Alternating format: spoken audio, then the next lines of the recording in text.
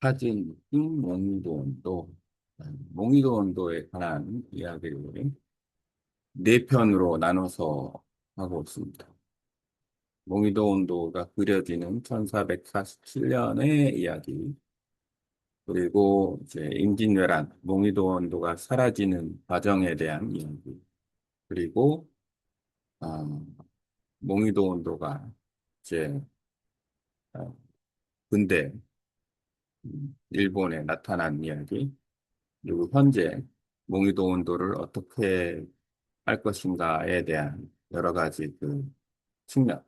몽이도 온도를 일단 뭐 누가 소유하고 하는 부분도 문제가 되지만 몽이도 온도에 대해서 음, 잘 알아야 되지 않을까. 접근해야 돼야 된 시각 이런 쪽으로 좀 이야기를 좀 해보려고 합니다. 그 과정 속에서 뭔가 좀 해법을 찾는 150만 권의 장서 속에 발견한 조선사례는 직접 타인 터치. 텔리대학에는 왜 그런지 몰라도 아주 많은 어, 일본의 국보, 그다음에 중요 무형문화재, 뭐 고서 이런 게 많이 있어요. 그래서 텔리교는 어떤 곳인가에 대한 이야기도 우리가 조금 알 필요가 있지 않나.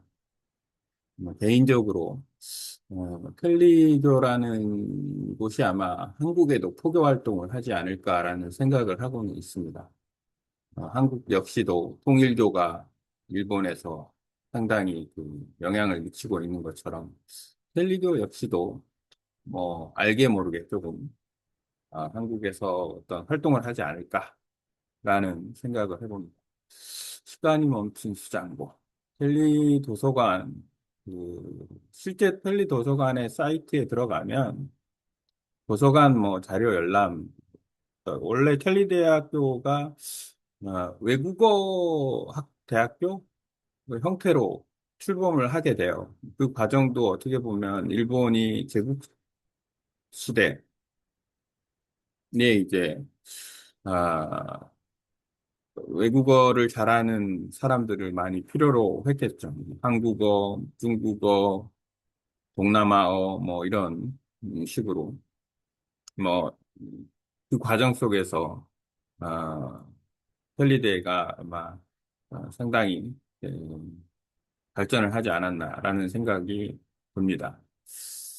어쨌든 소설 속 인물로 한국의 서지학자 김철민이 일단 그 털리대에서 이제 몽이도 원도에 관련된 연구를 한다는 이야기로 어,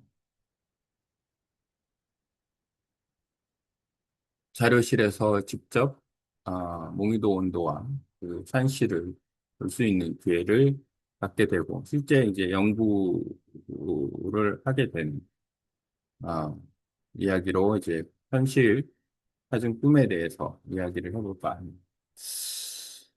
아, 천리대학에는 150만의 장서가 있고 국보가 6개, 중요 미술품이 68개, 중요 문화재 84개인데 그 중요 문화재 중에 소화 25년, 소화 25년이면 원래 소화 1년이 1926년일 거예요. 그러면 51년 8월 29일 날 이제 중요 문화재로 등록이 됐다. 이런 얘기가 나와요. 근데 그 전에 국보로 등록이 됐다라는 얘기도 있었기 때문에 또 한번 확인을 해봐야 되지 않나. 왜냐하면 시마츠 가문에 있었을 때의 그 문화재로 등록됐던 부분.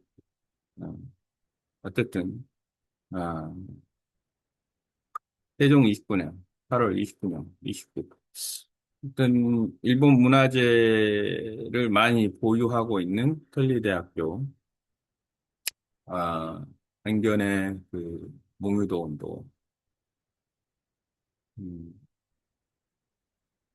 그림에 대한 이야기고, 21명의 어떤 시선. 근데 이제 낙관이 있는 거는 아니에요. 원문을 그 도록에서 봤는데 그냥 낙관은 없고 친필이라는 게 이제 중요한 부분이다라는 거죠. 21명의 그 친필.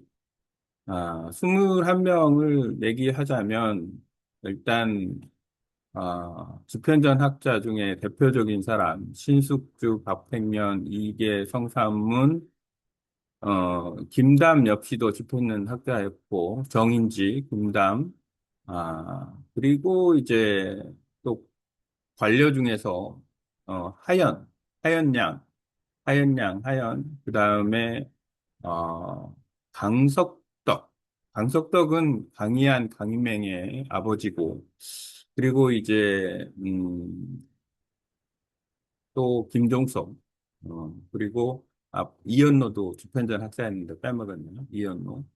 그리고 고종덕, 그리고 천봉만우, 성균사의 최수, 그리고, 김수원, 아, 박연, 아, 이런 사람들이 21명이나, 윤자운, 21명이 이제 산시 찬문을 씁니다. 시로 쓴 사람들이 있고, 그다음에 그냥 산문으로 쓴 사람이 있는데, 다 당연히 그 당시에는 한자로 글을 썼다라는 거죠. 그리고 이제 안평대군의 제문, 시문, 발문이 있고, 그 부분도 상당히 그 연구 대상이다. 그래서 이 서지학자인 김철민이 그 부분을 연구를 합니다. 그림이야 워낙 유명하고 많이 연구가 돼 있었으니까 이제 그 글과 종이 그 당시의 어떤 조선 전기 1447년에 어떤 조선의 어떤 문화 이런 부분에 대한 연구를 맡아서 이제 하는 걸로 어, 스토리를 좀 만들어 볼까 합니다.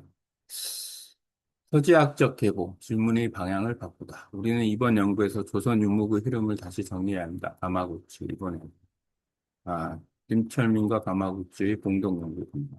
미술산업의 그림 자체가 아닌 산시와 필체의 교차 분석, 누가 언제 어떤 맥락에서 이 작품을 읽고 소유했는가 등등. 그리고 조선 궁궐의 중심에서 일본 텔리우드 분상고에 오게 된 거죠. 아, 김철민이라는 그 서지학자, 또, 고서와 연구가가 이제 헐리데이에서 좀 연구를 하는 이야기로 좀 한번 스토리를 만들어 볼게요. AI의 도움을 받아서. 그러면 좀 뭔가, 아, 가치가 있지 않을까라는 생각을 한번 해봅니다. 어쨌든 안평대군과 관련된 이 안견의 몽유도 원도는 단순한 아, 조선 전기의 산수화만은 아니다. 그 당시의 문화적인 어떤 흐름, 계보, 그리고 그 외에 이제 그 조선의 어떤 그 문화 교류가 명나라뿐만 아니라 송나라, 원나라, 송나라, 특히 송나라 때의 그런 산수화가 많이 발달이 돼 있었으니까 그런 것과 연관되어서 또 네, 이제 어느 정도 연구가 필요하다. 1447년에서 1950년 소화 25년 8월 29일 26년 50년이 25년이면 그러네요. 1950년 8월 29일인 중요문화재 헨리 수상고 김철민 가마구치 서지학적 해독지는 음, 벚꽃이 흐드러지게 핀 텔리 이게 이제 일본식 발음인 거죠. 한국 발음과 좀 다르니까 당신의 꿈은 아직 끝나지 않았습니다.